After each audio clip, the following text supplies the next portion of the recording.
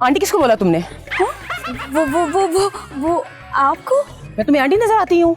इतने सारे पैसे, वो भी एक साथ। वाह सैंडी, क्या दिमाग पाया है तुमने। सैंडी सुनो तो सही, सैंडी।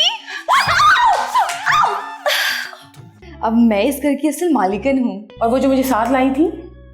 वो मेरी मजबूरी। और जहाँ कहा है इसको ड्रॉप करके पैसे लेकर आओ, आधे तुम्हारे आधे मेरे।